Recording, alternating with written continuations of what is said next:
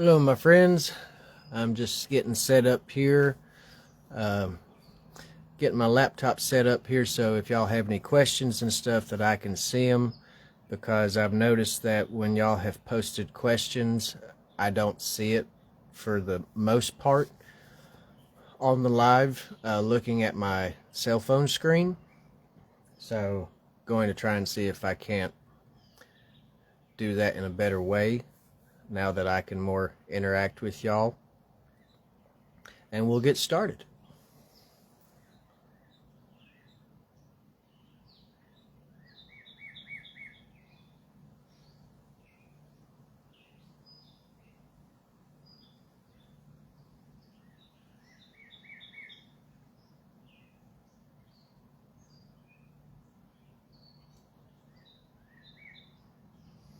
And while I'm doing that, I'll get some music playing here so you're not just listening to empty background. Though the birds do sound very pretty.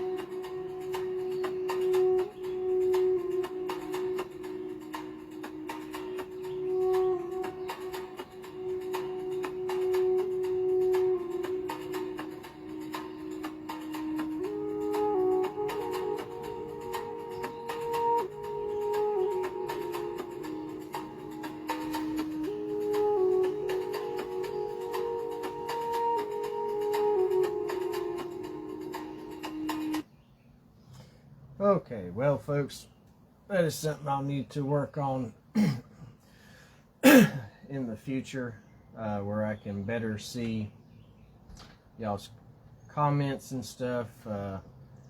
Hopefully if you do comment or anything, that I will be able to see it during the live.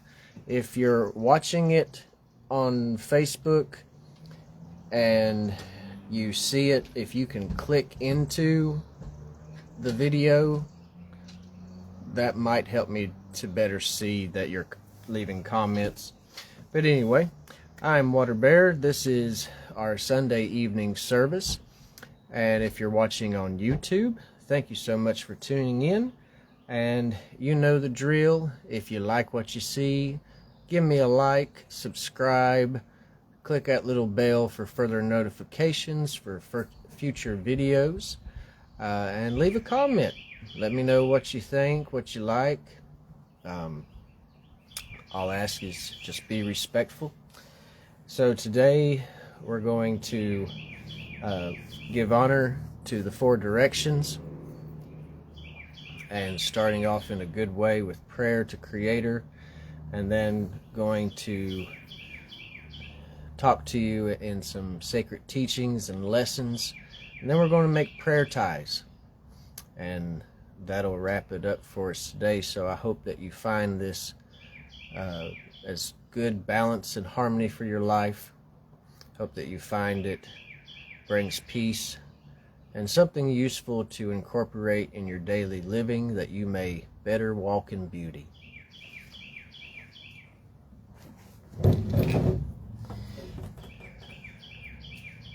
So let us pause for a moment and come center. Hear this flute as a call to your soul to be attentive and connected with all our relations and connected together in this time.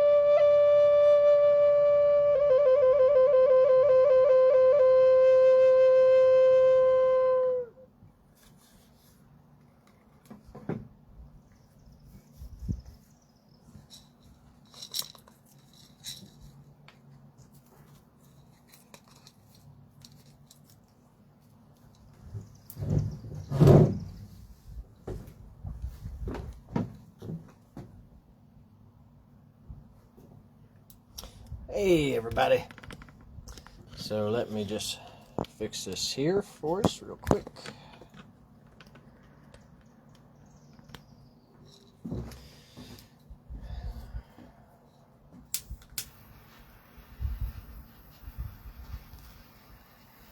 Burning some sweetgrass. Sweetgrass is a good sacred herb, one of the 4 sacred medicines, and it's used to bring peace and balance. It attracts negative and positive forces, but in doing so it brings balance.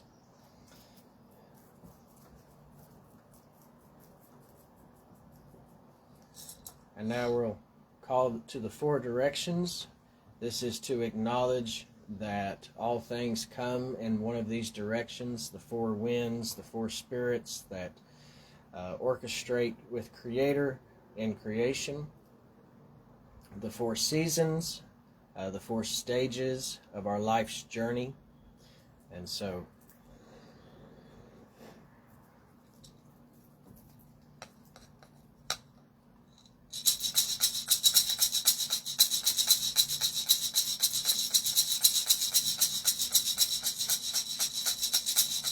go, go, Red One of the East,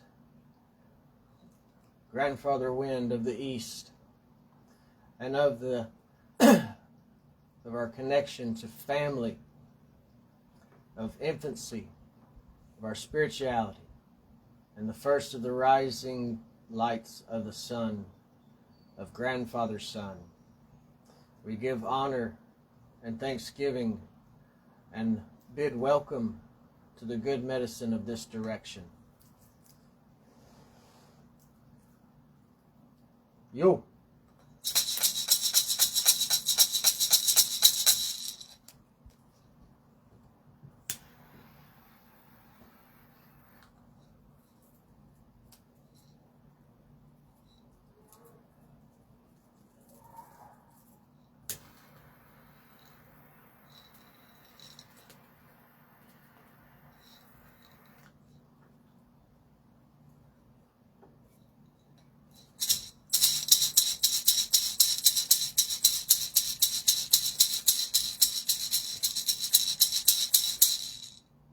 To the south wind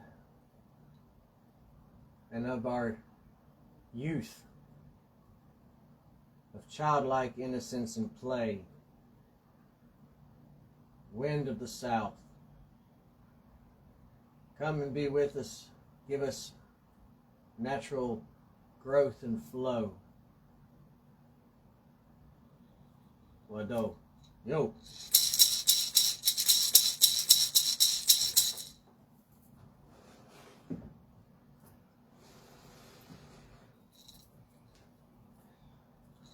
Black one, west wind,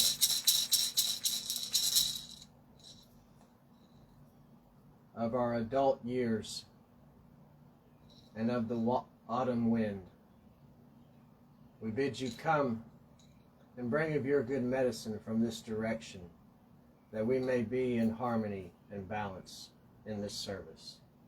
Yo!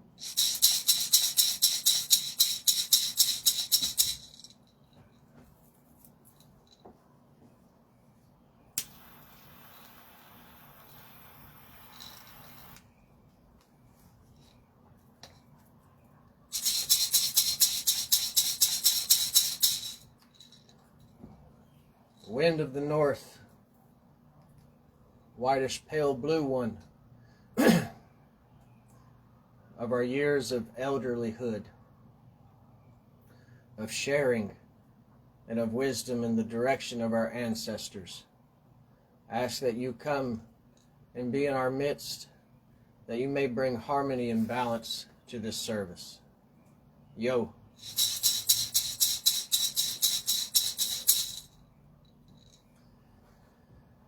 Four directions of east, west, south, and north, connected with Mother Earth, Grandfather Sky, and the sacred fire within our hearts, connecting to Creator. In these 7 directions, may we be in harmony and balance, that we may walk in beauty. Aho!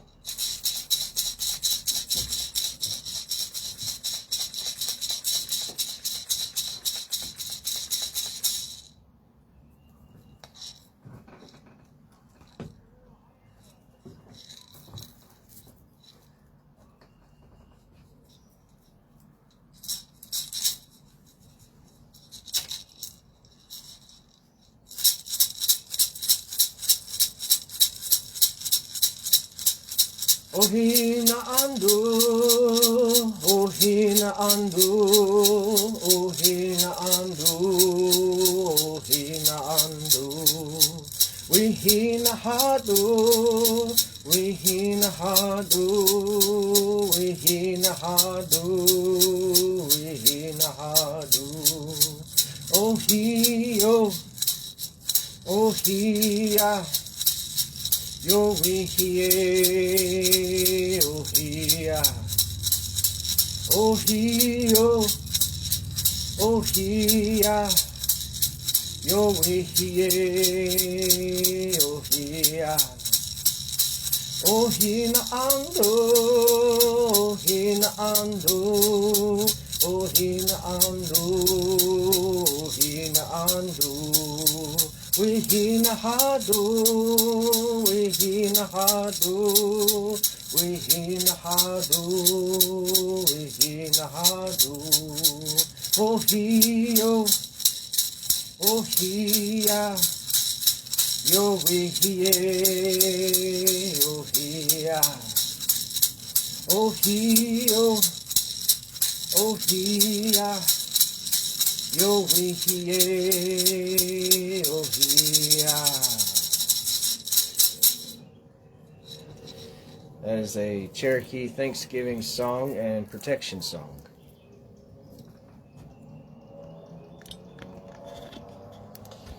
So go back down here.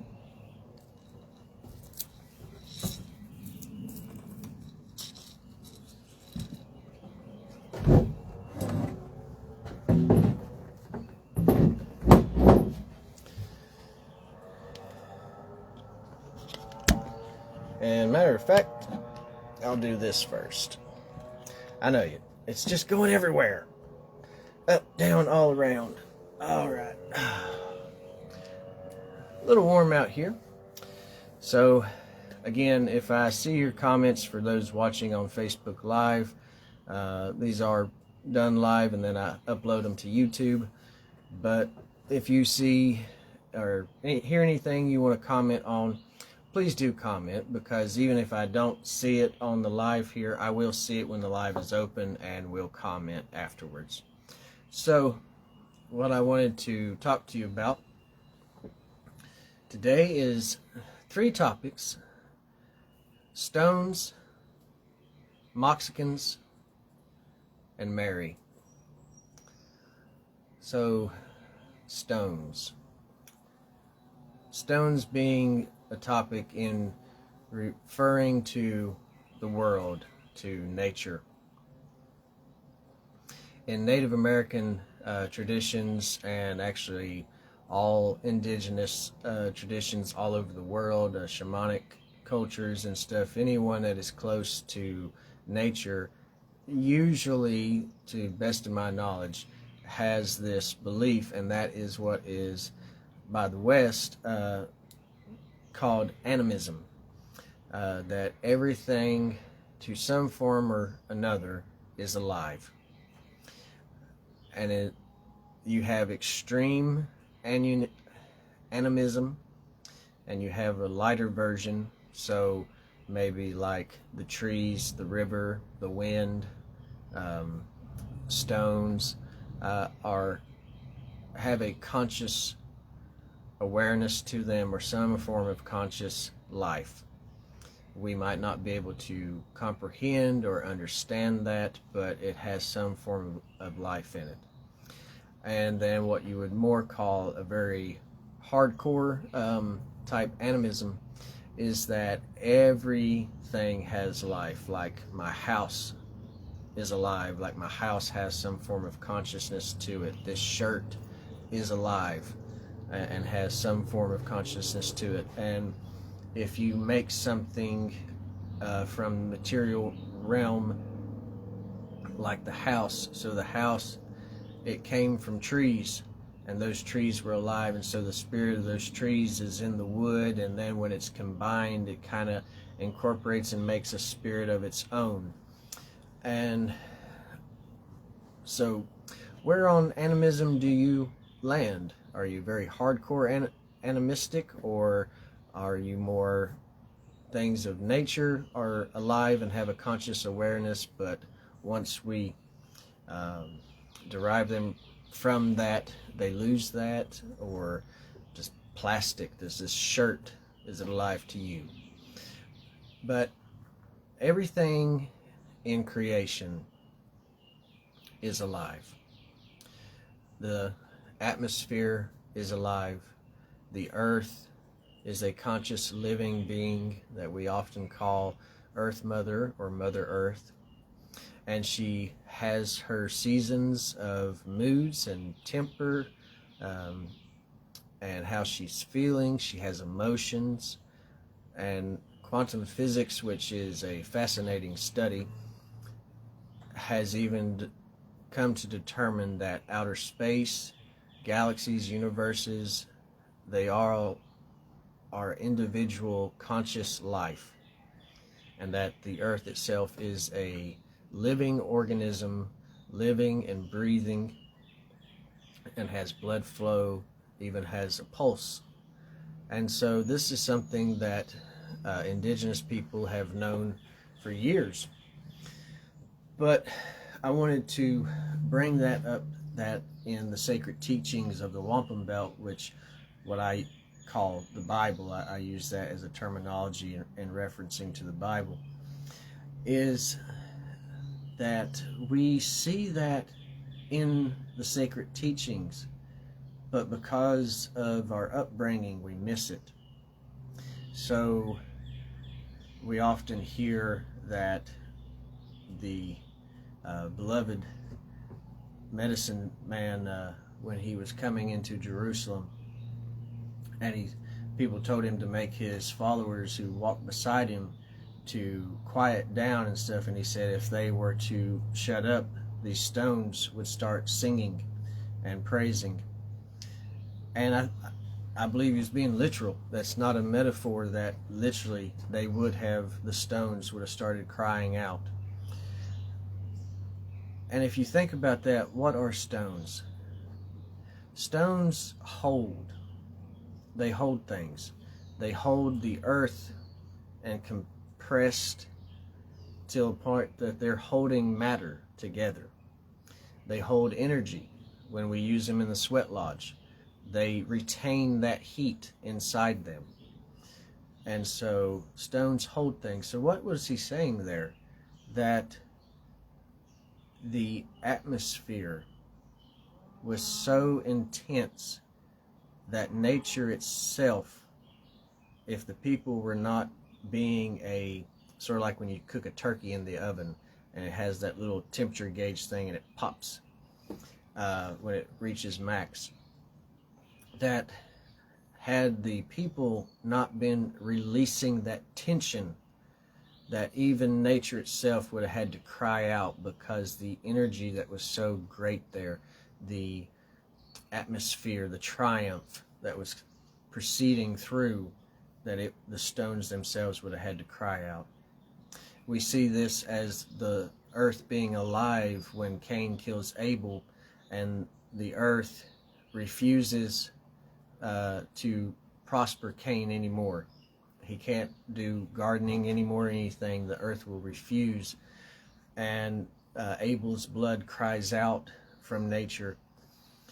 So whatever we do, nature has a response.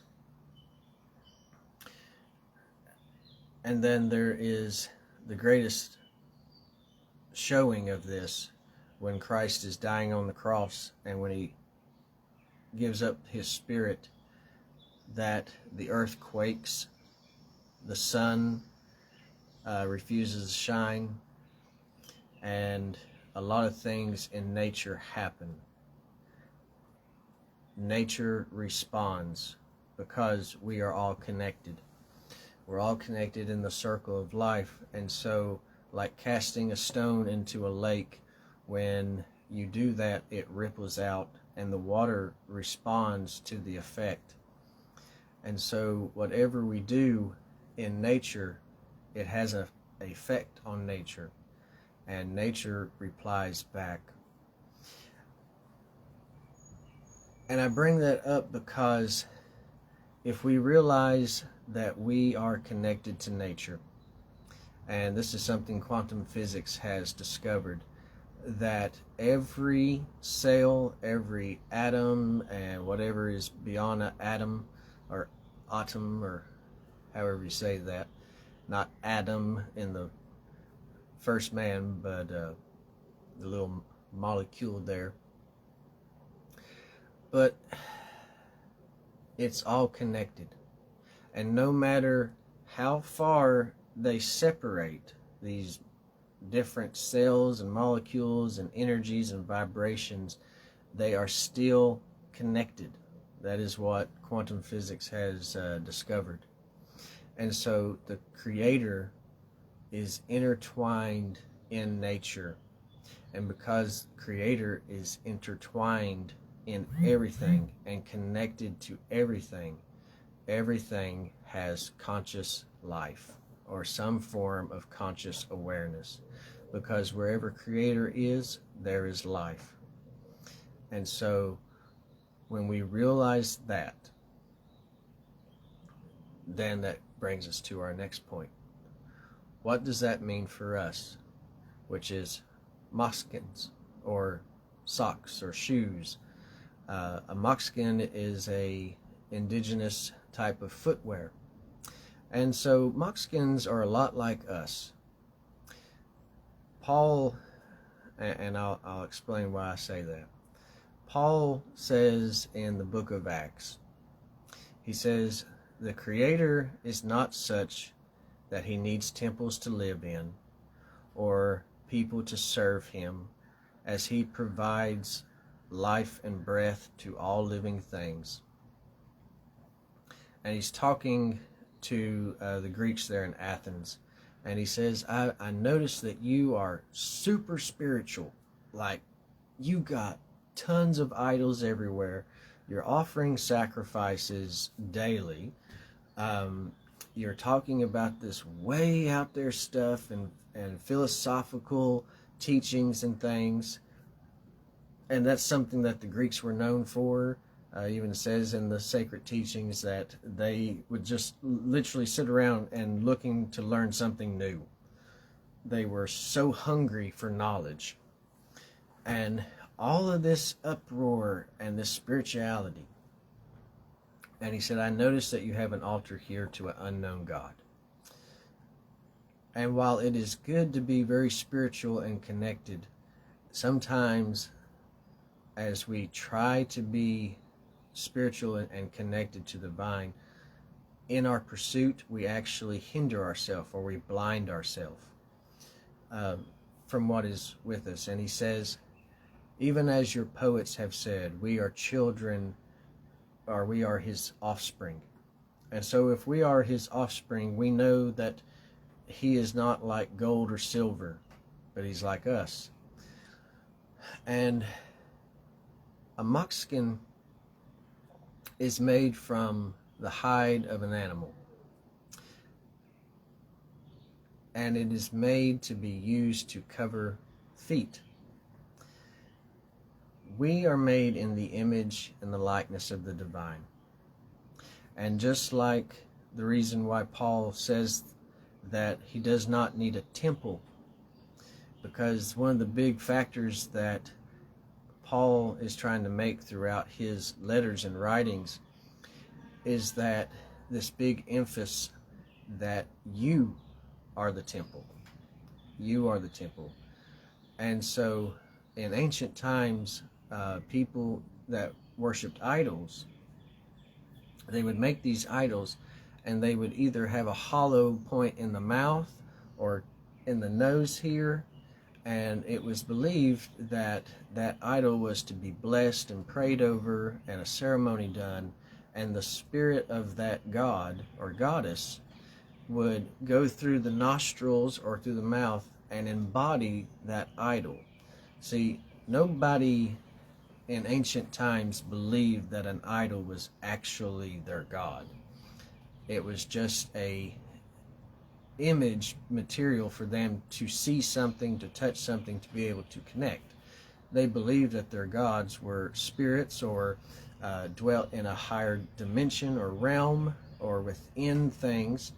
So for them to have a better connection, a more direct connection, they would fashion an idol of way they thought that that deity might look, or symbolic imagery that that deity was associated with, and then they would hollow out the nose or mouth or both, and so it was believed that the spirit of that god or goddess would go into that idol, and that is how they would connect with their divine. And that's the reason why if you see pictures or something of an idol and the nose is cut off, that is some other conquering country or something trying to defile that nation by saying your gods can't inhabit your setup because we've cut off the nose. They can't go into that. They cannot embody that idol anymore. And so that was a way to disconnect people from their divinity. And so Paul is saying God does not need a temple because you are his temple. He does not need an idol because you are his idol. Hey, Sandra. Well, that is wonderful that I can see your comment there. And yeah, feel free to catch up. Actually, I think you can rewind back and actually see me from the start.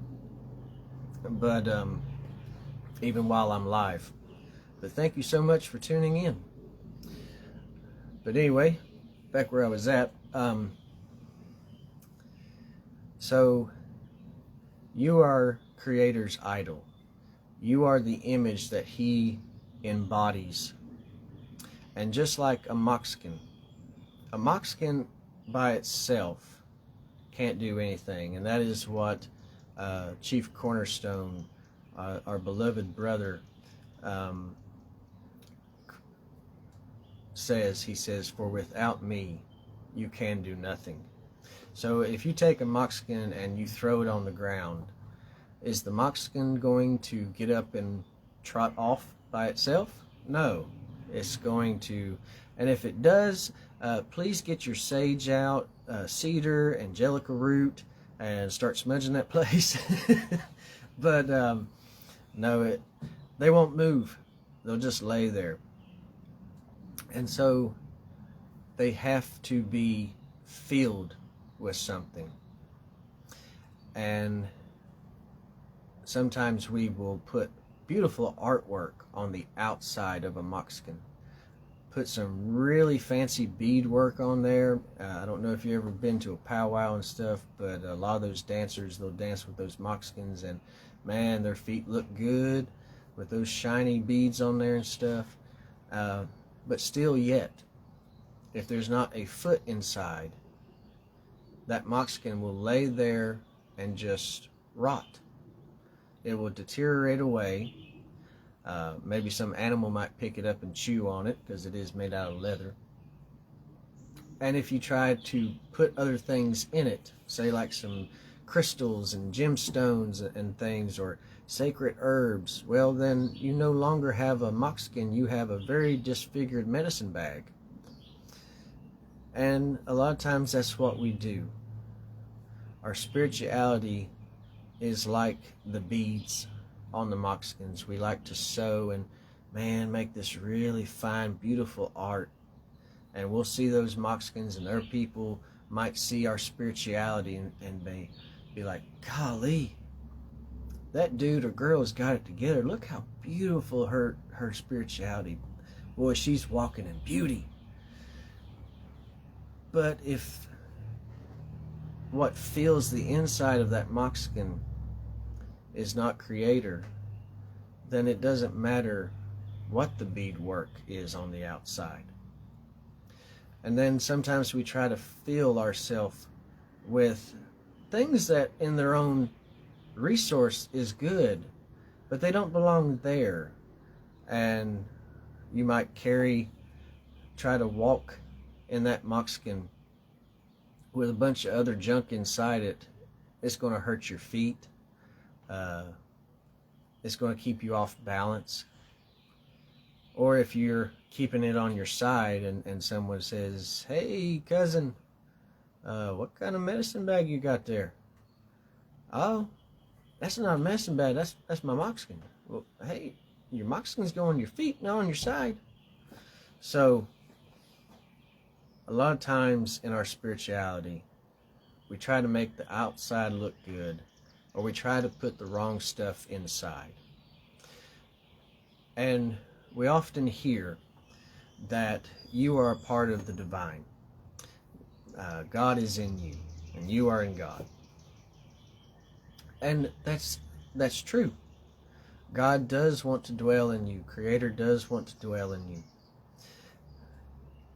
And He has fashioned you to be His temple, to be His idol. But here's the thing.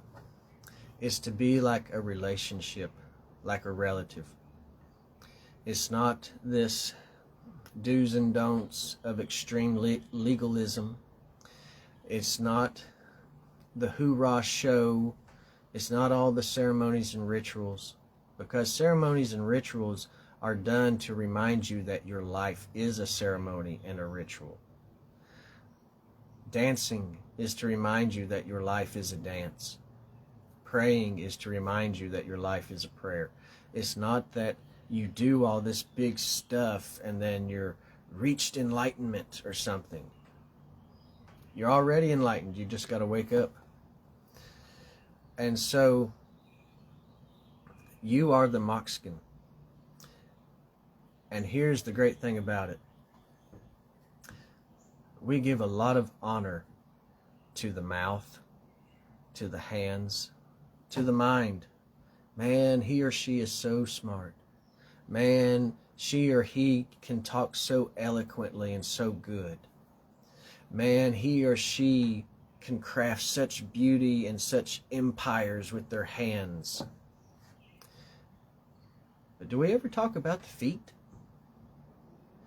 What good is the mind if the feet can't take it where the mind wants to go? What good is the tongue if the feet can't take it to the microphone to speak to the crowd?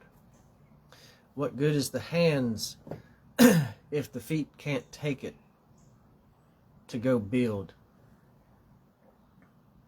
And so the least thing among us is actually the most deserving of honor.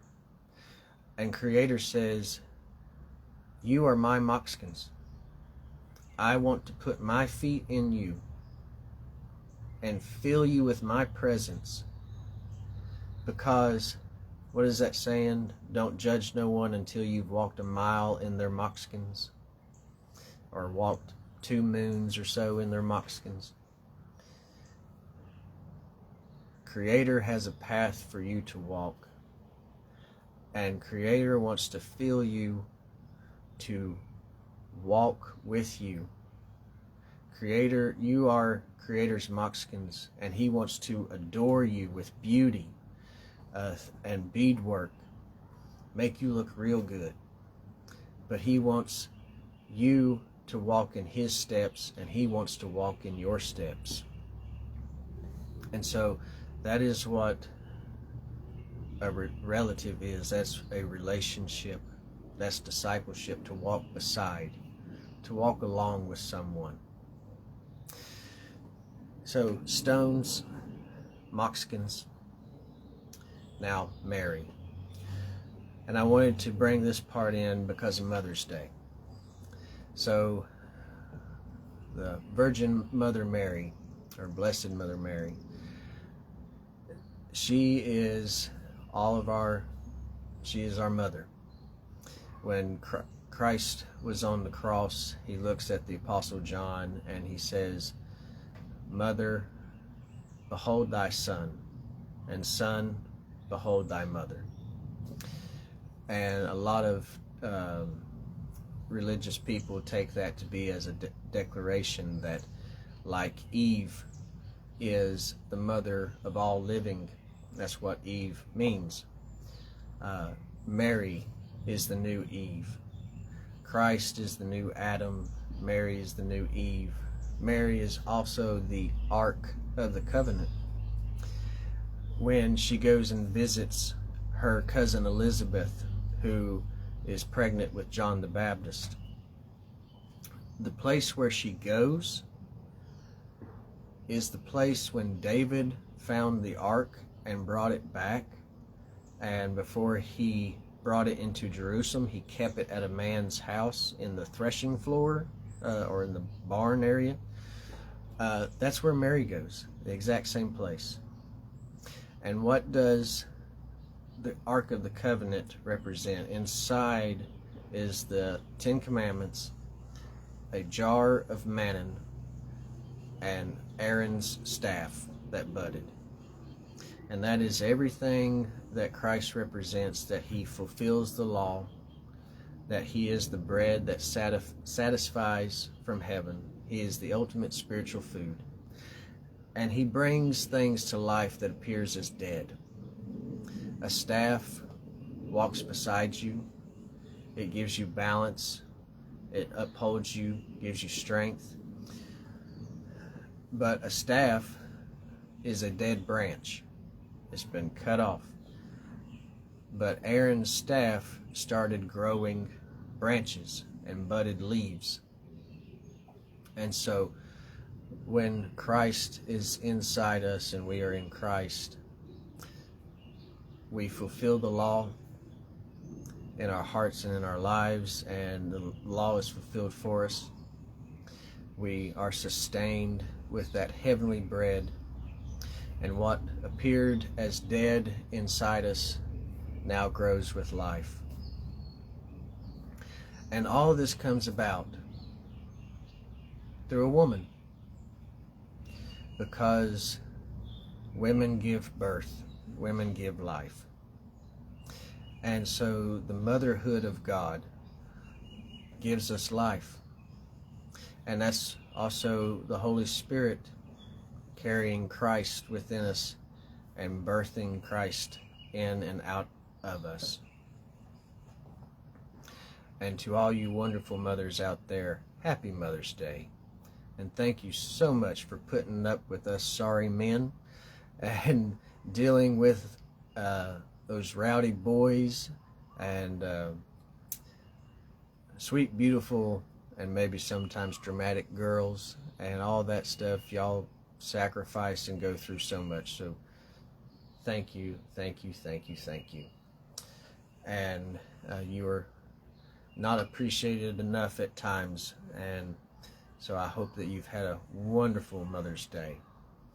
And so may the Blessed Virgin Mary pray for us and lift us up before her Son, that we may persevere in faith and see the fullness of the divine as she carries Christ to all people. So with stones, this world is alive and living, and we are connected to it. We are Moccasins. We are built to be a vessel that needs to be filled, and we're always trying to fill it with something. And because we feel disconnected from nature might kind of tell us that we're not being filled with the right thing, because when we look at nature, we go off to nature to find the divine. We go off to nature to relax and connect. But we're not separate from nature. We are nature. You are nature. You have iron in you. There's iron in the dirt.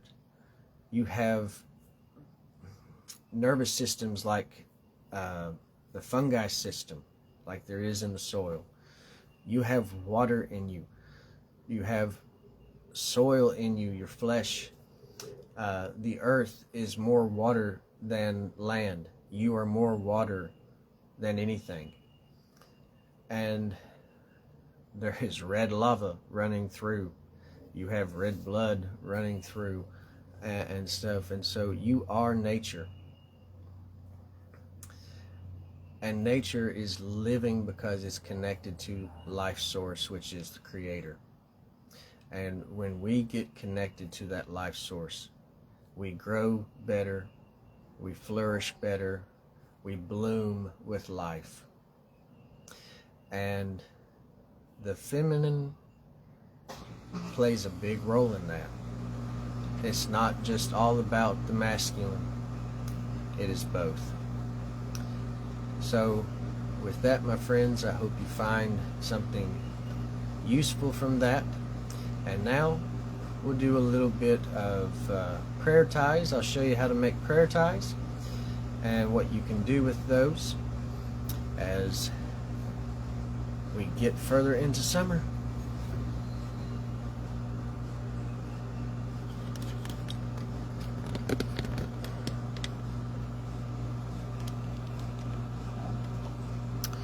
So if you do have any comments and stuff, I probably won't see them at the moment because I'm going to be to this side, hello, doing the prayer ties, but you'll see me, but I won't be able to look up on the camera here.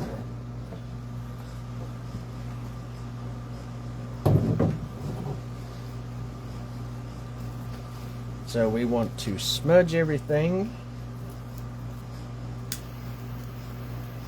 You can do that with sage, cedar, sweetgrass.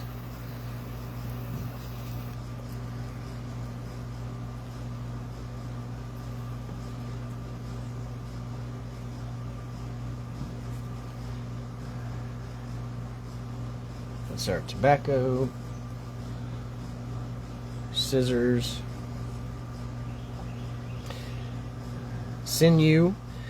You can find sinew on like Amazon and stuff. It's synthetic sinew.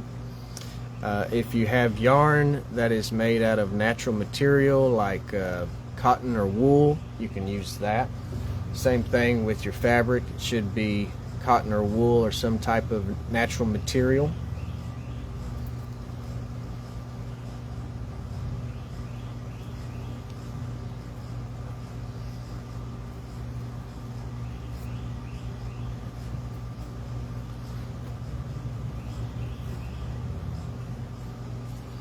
And you don't need much, so you can cut you a little rectangle here or square.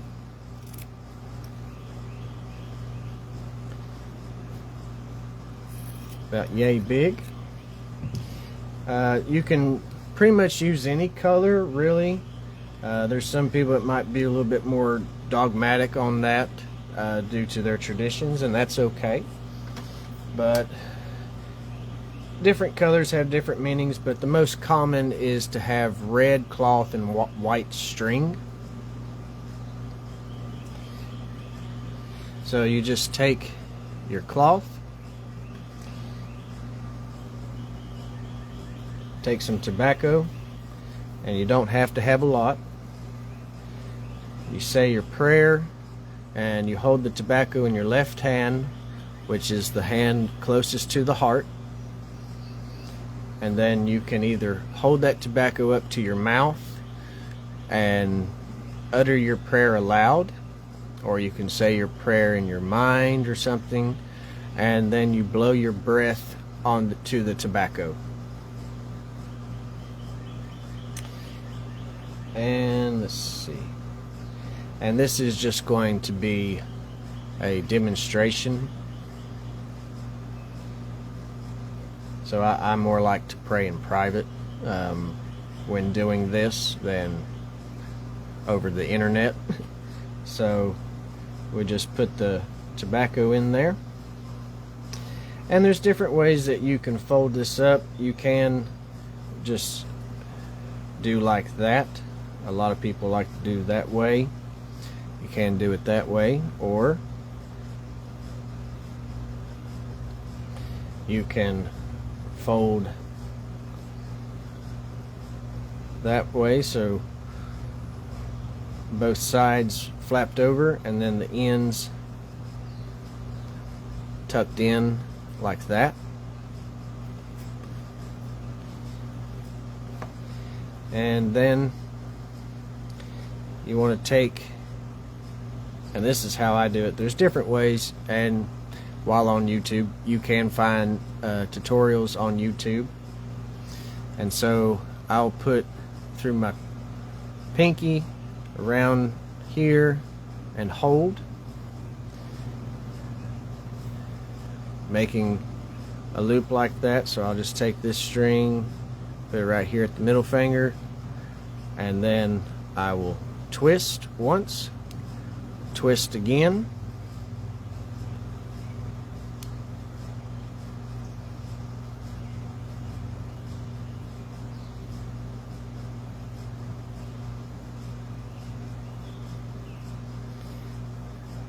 tighten that up,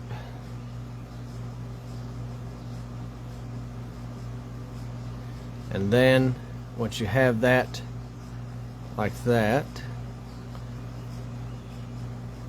you just do another turn, and you do 2 turns, put right there, pull,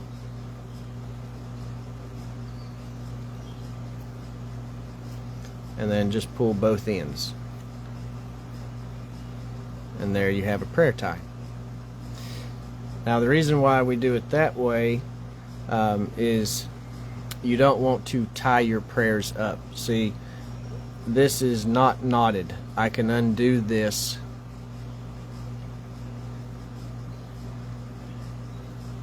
and take my prayer ties out. So it's believed that if you knot or knot it, that you're knotting up and tying up your prayers and they can't go anywhere. That's, I honor that tradition, but if you feel like that doesn't hinder, then you don't have to do it. Just follow your conscience on that. And then you would just do that, and you just continue and go and go and go and go. Now what you can do with a prayer tie is, after you've made however many, and a common number, like the least amount is 4, then you go like 7, and you can go, sky's the limit, depending on the different ceremonies and stuff. But 4 or 7, whatever tribe you might be associated with, your tribe might have different sacred numbers, but a very common sacred number is 4 and 7 amongst tribes. And you would make those, and you can hang them in a tree branch. You can leave them beside a tree. You can hang them up at your doorway, praying for like protection over your house.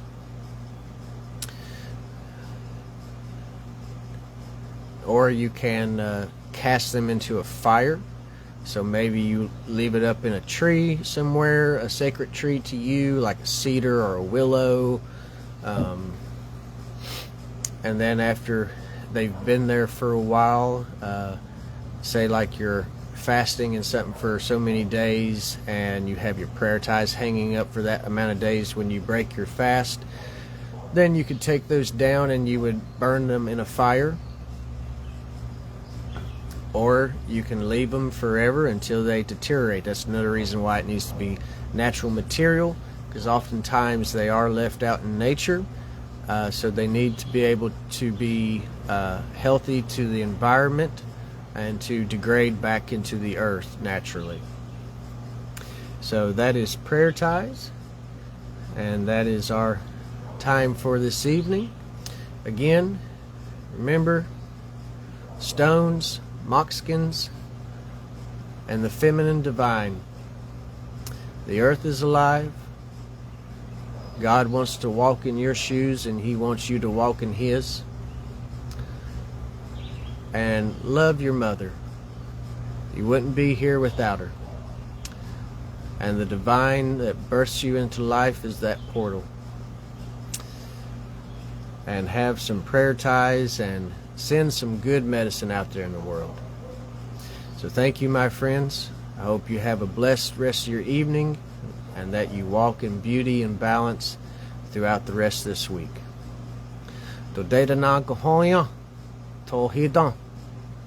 Until we meet again, peace be with you.